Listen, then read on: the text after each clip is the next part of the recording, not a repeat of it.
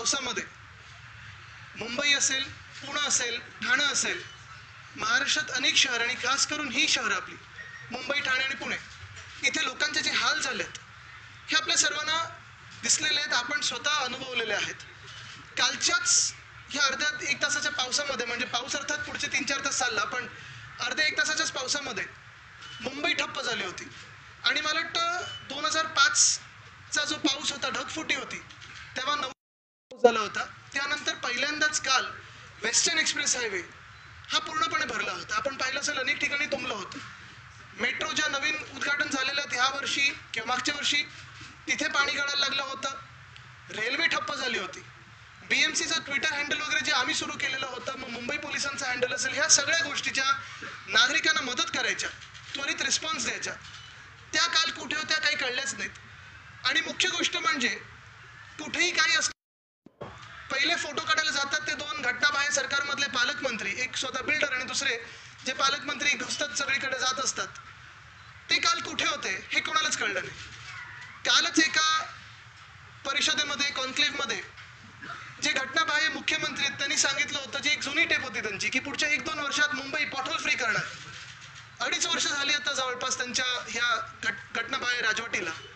मागच्या वर्षीचा रस्त्याचा घोटाळा असेल किंवा ह्या वर्षीचा रस्त्याचा घोटाळा असेल, दोन्ही मी एक्सपोज केलं. आणि दोन्ही एक्सपोज केल्यानंतर अजूनही आपण पाहत आहे की रस्ते अनेक ठिकाणी खोदून ठेवलेले आहेत, पण कुठेही अर्धा किलोमीटर पण काम रस्त्याचं काँक्रिटीकरणचं हे झालेलं नाही. तसंच आपण पाहिलं असेल, काल त्यांनी एक प्रश्न विचारला, उलट पत्रकार जे विचारत होते ना, काही पाणी भराय क्या इस बार, देखा आपने? आणि बोलताच क्षणी पुढच्या अर्ध्या तासात पाणी भरायला लागलं. मुख्य गोष्ट हीच राहते की मुंबई असेल, पुणे असेल, ठाणे असेल, महाराष्ट्रात अनेक शहरं अशी आहेत जिथे गेल्या 2 वर्षात महानगरपालिकेच्या निवडणुका झालेल्या नाहीयेत, स्थानिक स्वराज्य संस्थेच्या निवडणुका झालेल्या नाहीयेत, महापौर नाहीयेत, नगरसेवक नाहीयेत. तर नागरिकांनी जायचं तरी कोणाकडे, हा एक प्रश्न पडतोच. पण दुसरी बाजू ही पण आहे की जरी या स्थानिक स्वराज्य संस्थेच्या निवडणुका झाल्या नसतील तरी हा सगळा कारभार प्रशासकांच्या माध्यमातून स्वतः घटनाबाह्य मुख्यमंत्री जे नगर विकास खातं त्यांच्याकडे आहे ते चालवत असतात. त्यांचे काही टोळी आहे, प्रत्येक काही गोष्ट ठरवून दिलेली आहे, पोर्टफोलिओ त्यांच्याच टोळीमध्ये वाटप केलेलं आहे की रस्त्याचे कॉन्ट्रॅक्ट कोणी बघायचे, इमारतांची कॉन्ट्रॅक्ट कोणी बघायचे, ह्या कॉन्ट्रॅक्टरना कोणी सांभाळायचं. प्रत्येक कामात एस्केलेशन झालेलं आहे, पण कुठेही काम झालेलं नाहीये. आणि एवढे अकार्यक्षम घटनाबाह्य मुख्यमंत्री या महाराष्ट्राने आधी कधीही पाहिले नसतील किंवा देशाने कधी पाहिले नसतील. मला वाटतं ही महत्वाची गोष्ट आहे. गेली 2 वर्ष आम्ही अजून एक विषय सातत्याने मांडत आलेलो आहोत. मुंबईसारख्या शहराला 2 वर्षामध्ये 15 असिस्टंट कमिशनर नाही आहेत, अजूनही नेमणुका बाकी आहेत. हे का होतंय, कशासाठी होतंय? काही ठिकाणी एक्झिक्युटिव्ह कोणीतरी ॲडॉक चार्ज देऊन ठेवलेला आहे, कुठे एक्झिक्युटिव्ह इंजिनियर असेल, कुठे अजून कोण असेल, पण वॉर्ड ऑफिसर नेमले नाही आहेत. म्हणजे मुंबई असेल, पुणे असेल, ठाणे असेल, आपण पाहत आहे गेल्या काही दिवसांमध्ये आणि खास करून काल VIP मुवमेंट असली की रस्त्यावर ट्रॅफिक पोलीस लागतात, पण काल जी ट्रॅफिकची कोंडी झाली, जी रेल्वेमधून प्रवास करणाऱ्यांची हालत झाली, मेट्रोमध्ये जी काही गर्दी पाहिली, घाटकोपरच्या मेट्रो स्टेशनचा व्हिडिओ सगळीकडे फिरत आहे, एवढं भयानक चित्र मुंबईने कधीही पाहिलं नव्हतं आणि एवढं भयानक राजवट किंवा काम कधीही पाहिलं नव्हतं.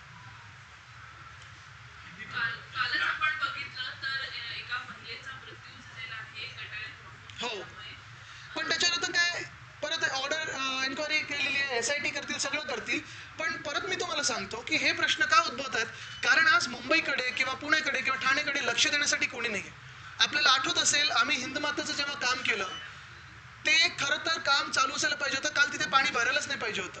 मुंबईत अनेक ठिकाणी आमच्या काळात आम्ही पंप्स लावायचो, ब्रिमस्टोनचे प्रोजेक्ट्स केले होते. काल कुठेतरी एक सुद्धा अधिकारी तुम्हाला रस्त्यावर दिसला का?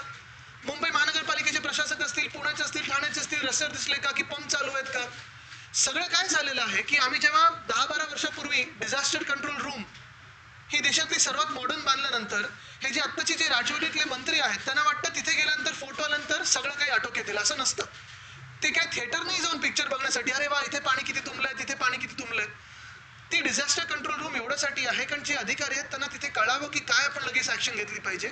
आणि काही लोक जे रस्त्यावर असायला पाहिजेत, ज्यांनी त्वरित आदेश दिले पाहिजेत, कामं केली पाहिजेत, ते कुठेही दिसले नाहीत.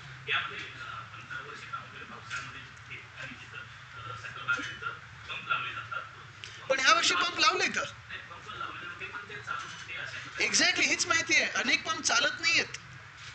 मग पंपिंग स्टेशन हे वेळेवर चालू करायला लागतं, ते चालू झाले होते का? काल वेस्टर्न एक्सप्रेस हायवे कसं पाण्याने भरलं? एवढं लगेच पाण्याने कधीही भरलं नव्हतं. हायवे 2005च्या ढगफुटीत भरल्यानंतर काल भरलं. जी घाटकोपरला आपण पाहतोय जी घटना घडली, जेवढे लोक होती त्या मेट्रो असतील किंवा रेल्वे स्टेशनला असतील, तिथे पोलीस बंदोबस्त दिला होता का? जे आजूबाजूला गराडा घेऊन फिरतात, हे कॉन्वॉय मध्ये मोठे मोठे मोटर घेऊन फिरतात, तेच बंदोबस्तात काल लावले असते तर लोकांची हे गैरसोय झाली नसती.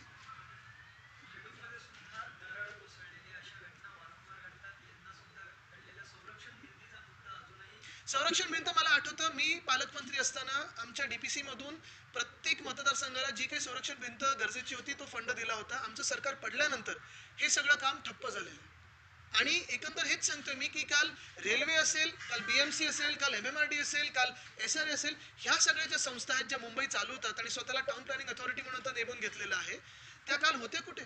स्वतः रेल मंत्र्यांनी तर महाराष्ट्राची राजकीय जबाबदारी भाजपची घेतलेली प्रभारी म्हणून अनेकदा महाराष्ट्रात असतात, पण काल जी रेल्वेची हालत पाहिली आपण, ती शोभणारी नव्हती त्यात.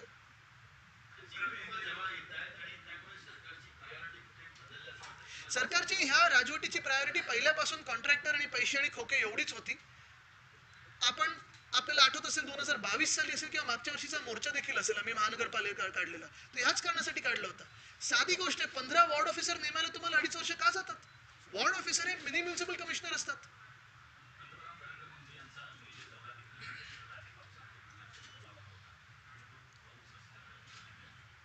काय सांगू शकतो त्याच्यावर?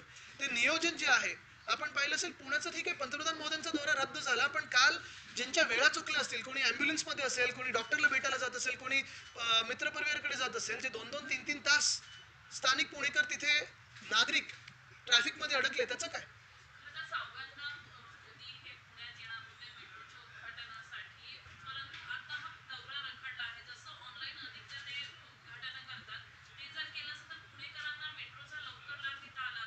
नाही, भाजपने वरती त्यांच्या हेडक्वार्टर मध्ये सांगावं की पुणे काही परदेशात नाही आहे, तर येणं बंद होईल, आपल्याच देशात आहे.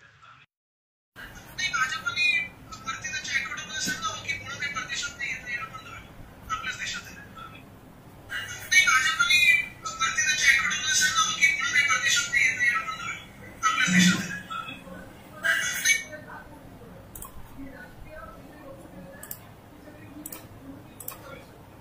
महाराष्ट्र लुटला, आमची मुंबई लुटली, आमचं पुणे लुटलं, आमचं ठाणे लुटलं. तुम्ही जे नॅशनल हायवे असतील किंवा आमचे गल्लीतले रस्ते असतील ते बेकार केले, तुमचे कॉन्ट्रॅक्टर्स आमच्यावर लादले, तुमचं राजकारण आमच्यावर लादलं, तुमचं फुटीचं राजकारण आमच्यावर लादलं, पक्ष फोडायचे, परिवार फोडायचं, धर्मांमध्ये वाद निर्माण करायचा, हे सगळं करून जी राजवट तुम्ही आम्हाला दिलेली आहे ती काल आपण पाहिली.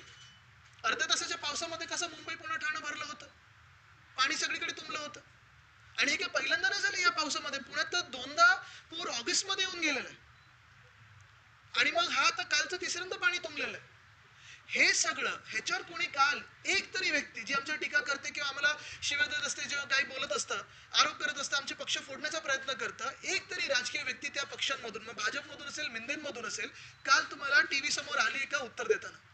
आणि हेच जेव्हा आमचं सत्ता होती मुंबई महानगरपालिकेत, आम्ही मुंबईकरांची सेवा करायचो, काही घडलं तरी आम्ही तुमच्या सोबत असायचो, तुम्हाला उत्तर द्यायला आणि नागरिकांना उत्तर द्यायला आमच्याकडे जे काही माध्यम असायची त्याच्यातून आम्ही उत्तर द्यायचो आणि स्पष्टता जी काही असायची ती द्यायचो, अकाउंटेबल होतो.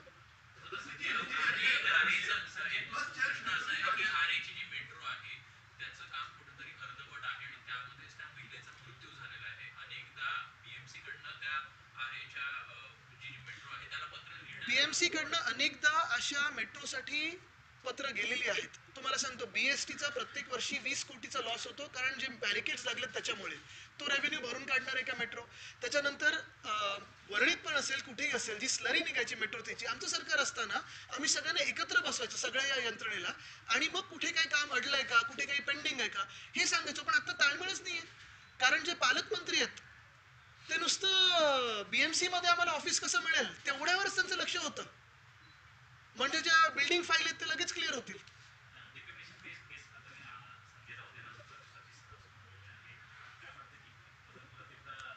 मला वाटतं ते कशाने घाबरत नाही, ते त्यांचं उत्तर देतील. राऊत साहेब तुम्ही पाहताय लढतायत सगळीकडे, पण तुम्हाला परत एकदा मी या मुद्द्यावर आणीन की काल मुंबईसाठी, पुण्यासाठी, ठाण्यासाठी ह्या घटनाबाह्य सरकारमधून, या राजवटीमधून ज्यांनी मुंबई लुटली आहे, पुणे लुटलंय, ठाणे लुटलंय, एक तरी व्यक्ती नागरिकांमध्ये समोर तिथे मदतीला आला का आणि उत्तर द्यायला होता का?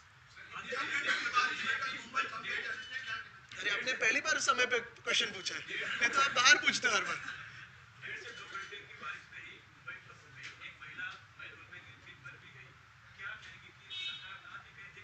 कल ही जो इलीगल सीएम है उन्होंने एक बयान दिया था कि 1-2 साल में हम मुंबई को पॉटहोल फ्री कर देंगे, कंक्रीट कर देंगे, और कहीं पानी भरा है क्या देखो, कहीं जमा है क्या पानी, ये सब कॉन्क्लेव में कहा.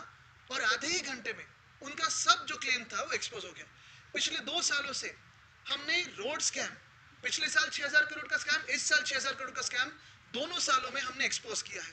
आप भी देखिए, आप भी जानकारी लीजिए, आप भी थोड़ी जांच कीजिए. इसमें अगर आप जाए, डीप में जाए, तो ये सारे जो इनके प्रोग्राम होते हैं, फिर डीप क्लीनिंग हो, रोड के हो, सैनिटरी पैड वेंडिंग मशीन का हो, हर एक प्रोग्राम में एक तो एस्केलेशन है, नहीं तो स्कैम है. कॉन्ट्रैक्टर की मजा है, खुद को खोके है, लेकिन महाराष्ट्र की जनता को सिर्फ धोखे हैं.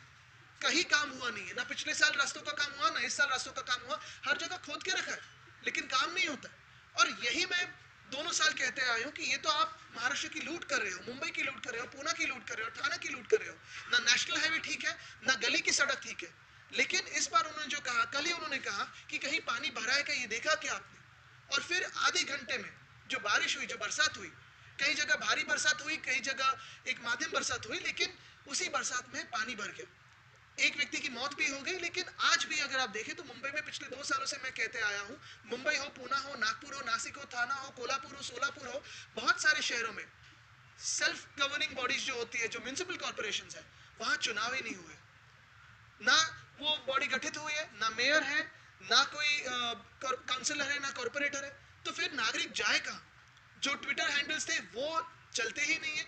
प्रशासक है, नगर विकास जो खाता है वो इलीगल सीएम के पास है, लेकिन उनके जैसे इनकेपेबल व्यक्ति मैंने कभी जिंदगी में नहीं देखी, ना महाराष्ट्र ने देखी है. और यही बात मैं कहना चाहता हूँ कि कल की जो बारिश थी, पानी तो भर गया. मुझे लगता है 2005 के बाद पहली बार भारी बरसात इतनी भी नहीं होते हुए भी वेस्टर्न एक्सप्रेस हाईवे पे पानी भर गया था. रेलवे की अगर आप हालत देखें, मेट्रो की हालत देखें, हर जगह, मुंबई हो, पुणे हो, ठाणे हो, बहुत खराब हालत में कल नागरिकों ने अपने घर की राह देखी है. और यही बात मैं कहना चाहता हूँ कि अभी नागरिक तंग आ गए, मुंबईकर हो, पुणेकर हो, तंग आ गए. भाजप हो या मिंदेगुट हो, इनको भगाने के सिवा दूसरा कोई पर्याय नहीं. बिल्कुल. और पिछले 2 साल में देखा होगा, जब हमने हिंद माता का काम किया, अगर आप पंप समय पे चालू कर दे तो पानी नहीं भर सकता था. मुंबई में लगभग 400 पंप, मोबाइल पंप होता है, 5 पंपिंग स्टेशन है. अगर ये समय पे शुरू करे तो पानी नहीं भर सकता, इतना पानी नहीं जमेगा. लेकिन मुंबई की ना किसी को पड़ी है इस सरकार में, ना पुणे की, ना ठाणे की, सिर्फ कॉन्ट्रैक्टर्स की मजा चल रही है.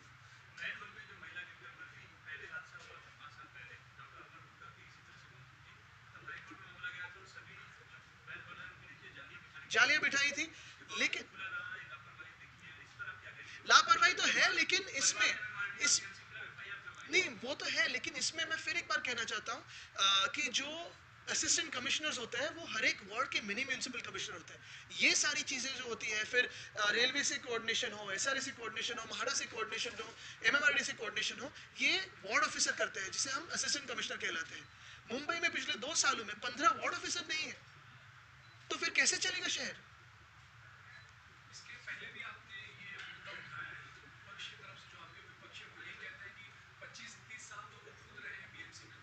चलो आमने सामने आते हैं, चर्चा करते हैं. लेकिन आज क्या हो रहा है और आपने हमसे सरकार छीनी क्यों? और ये मैं पिछले 2 सालों से काफी सारी बातें खास करके नगर विकास पे कहते आया हूँ. लेकिन जो नगर विकास मंत्री है वो ऐसे आदमी है कि शर्म और क्षमता, उनको पकड़ने की कोशिश करते हैं, लेकिन उनसे भी वो तेज भागते रहे.